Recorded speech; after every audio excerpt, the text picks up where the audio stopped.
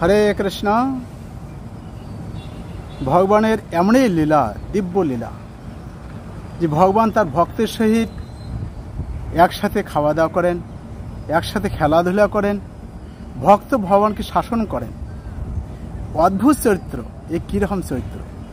আজকে প্র্যাকটিক্যাল বাস্তব একটি কাহিনী আমরা তুলে ধরব, যেখানে ভগবান স্বয়ং এগুলো করেছেন।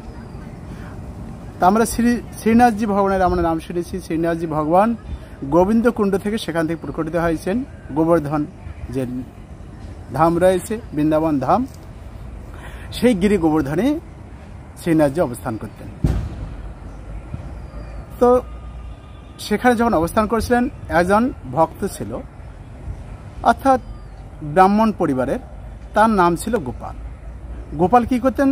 রোজ শ্রীনাথজি মন্দিরে এসে সেখানে এসে মৃদঙ্গ বাজাইতেন। তিনি একটু মৃদঙ্গ বাজাইতেন ভালো, আর মৃদঙ্গ বাজিয়ে ভগবানকে আকৃষ্ট করতেন। অর্থাৎ মৃদঙ্গ এত সুন্দরভাবে বাজাইতেন, এত সুন্দরভাবে কীর্তন হতো, ভগবান তার প্রতি অত্যন্ত আসক্ত হতো। তো কখনো কখনো যেহেতু গোপাল ছোট ছিল, এই জন্য তিনি শ্রীনাথজি ভগবান তাকে বললেন যে ঠিক আছে চলো, তা তুমিও তো ছোট, আমিও ছোট, তাহলে আমরা খেলাধুলা করতে যাই। তো এই গোপালের সহিত ভগবান খেলাধুলা করতেন। কিন্তু এক সময় এক নিচুকুলোদ্ভূত অর্থাৎ ঝাড়ুদার তার সন্তান একটি ছেলে, সে রোজ প্রতিদিন এসে, অর্থাৎ তাদের তো মন্দিরে, যেহেতু নিচুকুলোদ্ভূত ব্যক্তি, তাদের মন্দিরে ঢোকার কোনো অধিকার ছিল না। এই জন্য তিনি কী করতেন? মন্দিরের পেছন থেকে একটা দরজা ফুটো করা থাকতো, অর্থাৎ ফুটো দিয়ে ভগবানকে দর্শন করতে পারে তারা।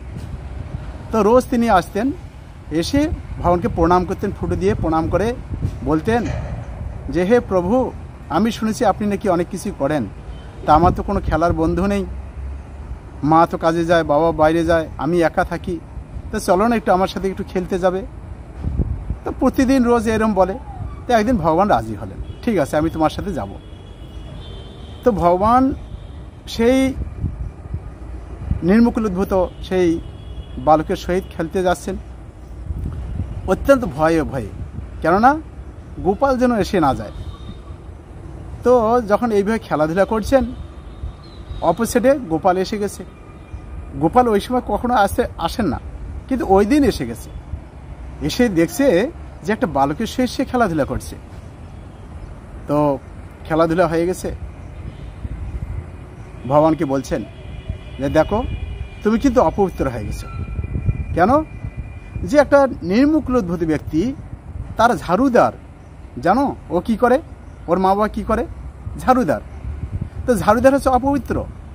তুমি যদি মন্দিরে এই অবস্থায় প্রবেশ করো, তাহলে মন্দিরটা অপবিত্র হয়ে যাবে। তুমি এই অবস্থায় কখনো যেতে পারো না। তুমি আগে স্নান করো, তারপর ভালো হয়ে আচমন করে তারপর মন্দিরে যাবে, ঠিক আছে? কে বলছে? গোপাল ভগবানকে বলছে। তো ভগবান বলছেন বলো তাহলে গোপাল এখন কি করতে হবে আমাকে? যে তোমাকে স্নান করতে হবে। যে দেখো এখন ঠান্ডার দিন ভাই, আমি স্নান করতে পারবো না, আমার এমনি ঠান্ডা লাগে, আবার এখন মঙ্গলতেই আছে। হ্যাঁ, তো বলছে না ঠিক আছে তোমাকে তো স্নান করতে হবে। আচ্ছা একটা উপায় আছে, আমি তো ব্রাহ্মণ, তো কি যে তুমি আসমন করতে পারো। কি আসমন করতে গেলে জল লাগবে, জল কোথায় পাবে?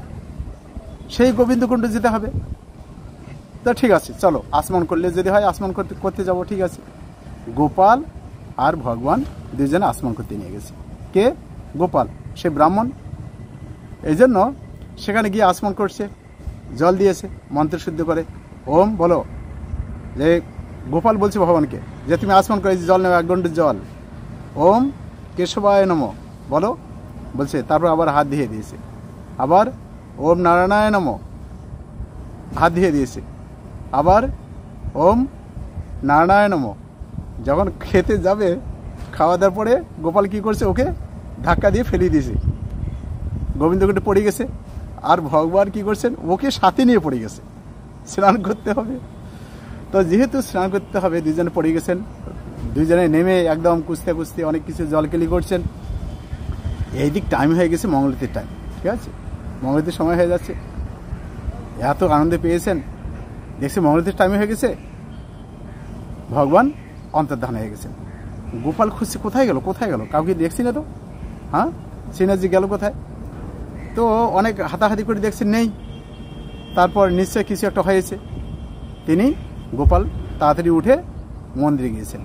মন্দিরে গিয়ে দেখছেন ভগবান, অর্থাৎ এর আগে কি হয়েছে, যখনই পূজারি পূজা করতে যাবে, মঙ্গলারতি করতে যাবে, দেখছে ভগবান কাঁপছে শরীর ঠান্ডাতে, গা ভিজা। তো একজন অর্থাৎ গোস্বামী একজন পূজারি, তিনি পূজা করতেন রোজ, এসে দেখছে কি হলো, গোপালকে বলছে, মানে শ্রীনাথজিকে বলছে, কি হলো প্রভু তোমার এই অবস্থা কেন? যে আর বলো না এরকম, গোপাল আমাকে নিয়ে গিয়ে স্নান করিয়ে দিল। কেন?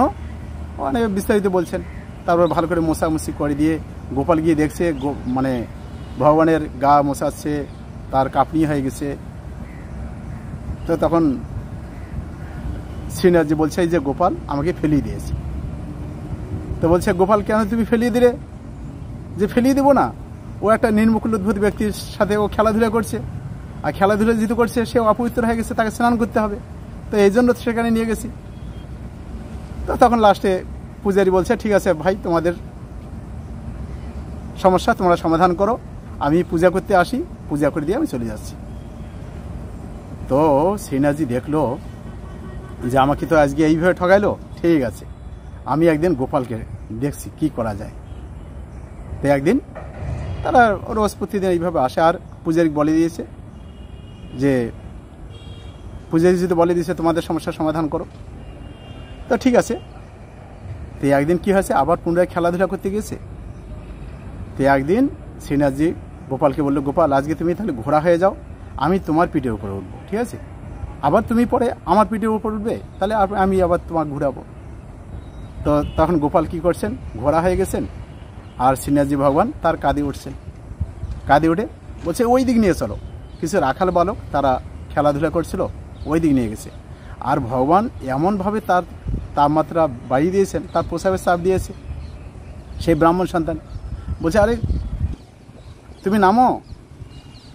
শ্রীনাথজি বলছে না না, আমি তো নামবো না, আমি তো ঘোড়া হয়ে গেছি না, তুমি তো ঘোড়া হয়েছে, আমি তোমার কাঁধে উঠছি, এই অবস্থায় প্রসাব করে দাও। বলছে না, এই অবস্থায় কি প্রসাব করা যায় নাকি? যে হ্যাঁ, তুমি কানে পৈতাটা জড়াও, এই অবস্থা করে দাও।